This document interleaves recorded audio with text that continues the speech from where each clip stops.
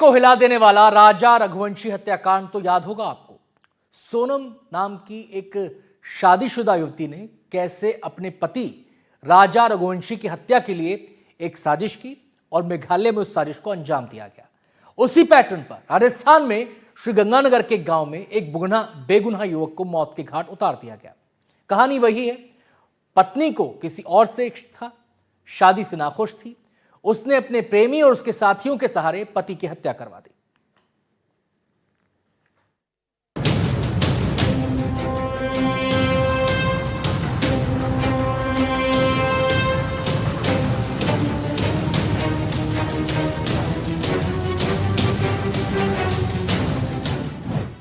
सात फेरों के साथ बना पति पत्नी का पवित्र रिश्ता शादी के महज 3 महीने बाद ही खून से रंग गया। श्रीगंगानगर जिले के रावला थाना क्षेत्र के एक केएलएम गांव में 27 वर्षीय आशीष की हत्या उसी की पत्नी अंजू उर्फ अंजलि ने अपने प्रेमी संजय उर्फ संजू और उसके 2 साथियों के साथ मिलकर करवा दी। 30 जनवरी की रात आशीष और उसकी पत्नी अंजू घूमने के लिए घर से निकले। आशीष को क्या पता था कि जिस पत्नी पर वो सबसे ज्यादा भरोसा करता है वही उसकी मौत का इंतजाम कर चुकी है। इसी जगह पर आशीष का शव मिला था और उसकी पत्नी अंजू भी यहां अचेत अवस्था में थी। आपको बता दें कि जो ये घटना स्थल है आशीष के घर से महज 200 मीटर की दूरी पर है। आशीष अपने चचेरे भाई अंकित और उसकी पत्नी के साथ और अंजू के साथ प्रतिदिन खाना खाने के बाद शाम को घूमने के लिए आया करता था, मगर आशीष कभी भी अपने घर से आगे इस रोड पर नहीं आया था। मगर उस दिन अंजू के दिमाग में बहुत बड़ी साजिश चल रही थी, बहुत बड़ा षड्यंत्र रचा गया था। अपने आशिक के साथ मिलकर उस साजिश को अंजाम देने के लिए अंजू अपने पति आशीष को बातों में उलझाकर प्यार भरी बातें करते हुए इस लिंक रोड पर ले आई और जहां घटना को अंजाम दिया गया। पुलिस जांच में सामने आया कि अंजू का शादी से पहले श्रीगंगानगर निवासी संजय उर्फ संजू से प्रेम प्रसंग था। वो इस शादी से खुश नहीं थी। कुछ समय ससुराल में रहने के बाद अंजू अपने पीहर सादुल शहर चली गई, जहां उसने अपने प्रेमी और उसके दोस्तों रोहित उर्फ रॉकी और बादल उर्फ सिद्धार्थ के साथ आशीष की हत्या की साजिश रची। साजिश के तहत अंजू वापस ससुराल लौटी और 30 जनवरी की रात आशीष को सड़क पर घूमने के बहाने सुनसान जगह पर ले गई। झाड़ियों में पहले से छिपे प्रेमी और उसके साथी अंजू के इशारे का इंतजार कर रहे थे। इशारा मिलते ही डंडों से आशीष पर ताबड़तोड़ हमला किया गया और बाद में मफलर से गला घोंटकर उसकी हत्या कर दी गई। दिनांक 31 जनवरी को थाना रावला के चक 1 केएलएम के परिवादी ने हमारे थाने में एक प्रकरण दर्ज कराया था, जिसमें बताया गया था कि उसके भतीजे की रात को चक 1 केएलएम के रोड पर जाते हुए किसी अज्ञात वाहन ने टक्कर मार दी, जिससे कि उसकी मृत्यु हो गई। तो ये हमने तुरंत मौका देखकर और प्रकरण दर्ज किया एक्सीडेंट की धाराओं में। लेकिन जब एफएसएल टीम बुलाई गई मौके पर, उच्च अधिकारियों ने जब विजिट किया तो कुछ संदेहास्पद लगी सभी बातें। तो उस पर तुरंत टीम गठित की गई और सभी बातों को ध्यान में रखते हुए इसमें तकनीकी रूप से भी, आसूचना संकलन से भी सभी रूप से अनुसंधान प्रारंभ किया गया। हत्या के बाद अंजू ने वारदात को लूट का रूप देने की कोशिश की। आशीष का मोबाइल और अपने कानों के झुमके आरोपियों को देकर उन्हें फरार कर दिया गया। पुलिस को गुमराह करने के लिए अंजू ने कहानी बनाई कि कार सवार कुछ लोग आए और मारपीट कर लूट कर ले गए। लेकिन पोस्टमार्टम रिपोर्ट और अंजू के मोबाइल फोन से मिले सबूतों ने पूरी साजिश को बेनकाब कर दिया। पुलिस ने अंजू समेत 4 आरोपियों को गिरफ्तार कर लिया है।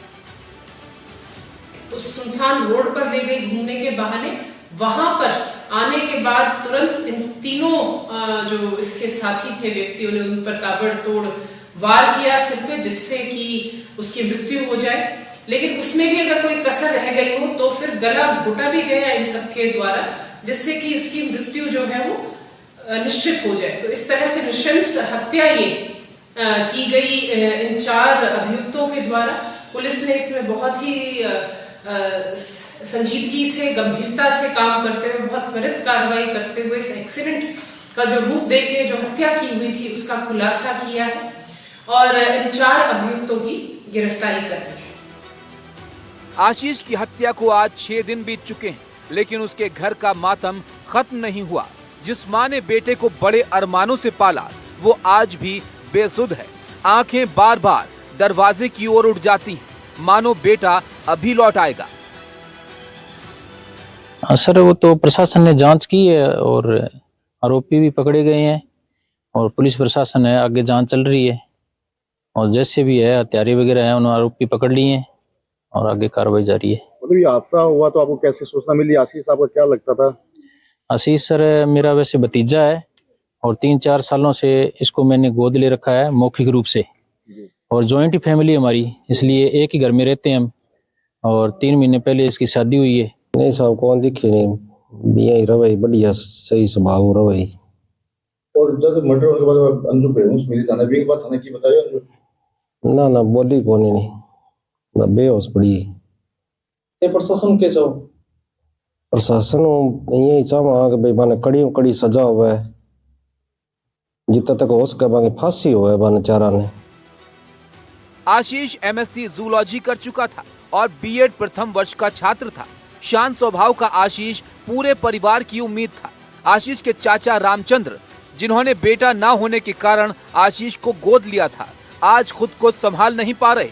वहीं आशीष के पिता राम रख का कहना है कि अंजू का व्यवहार शादी के बाद सबके प्रति बहुत अच्छा था। वो एक संस्कारी बहू की तरह संयुक्त परिवार में रहती थी। किसी को अंदाजा तक नहीं था कि उसके मन में इतनी खौफनाक साजिश पल रही है। जी, उस दिन मैं और मेरा भाई आशीष टहलने के लिए घर से गांव की ओर निकले थे और रोज की तरह हम गांव से घर तक 3 या 4 चक्कर लगाया करते थे। और उस दिन मैं और मेरा भाई निकले घूमने के लिए और मैं और मेरी पत्नी आशीष और आशीष की पत्नी साथ थे और हमें घर छोड़कर वो इस ओर कभी नहीं आता था, ना मैं आता था ना आशीष आता था। लेकिन उस दिन उस लड़की ने उसको बहला फुसला कर बातों में लेकर और यहाँ तक ले आई और घटना को अंजाम दिया।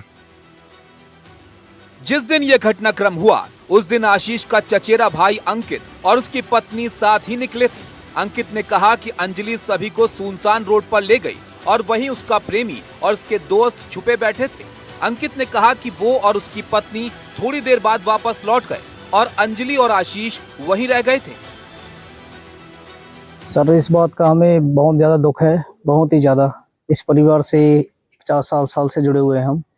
पहले हमारे जैसे हमारा रीति रिवाज होता है घर का, जैसे बुआ जी भी पहले यहीं पे दी हैं, उसके बाद में 2 हमारी बहनें, उनको भी 30 साल शादी को हो गए हैं। पर इस बात का हमें बहुत बड़ा दुख है और बहुत बड़ा झटका लगा है। हमें इस बात का पता नहीं था और इस बात से हम बहुत शर्मसार हैं। अगर मालूम होता, पता होता तो ये एक घर नहीं है, एक स्वर्ग है। इसमें स्वर्ग में जहाँ पे देवते लोग रहते हैं, वहाँ पे हम ऐसी, जो हमारी औलाद ऐसी निकलेगी, हमें पता होता तो हम ऐसा कारनामा कुछ नहीं करने देते। यहाँ पे हम मर जाते पर यहाँ पे उसकी शादी नहीं करते। आरोपी अंजू के चाचा रवि कुमार भी इस घटना से टूट चुके हैं।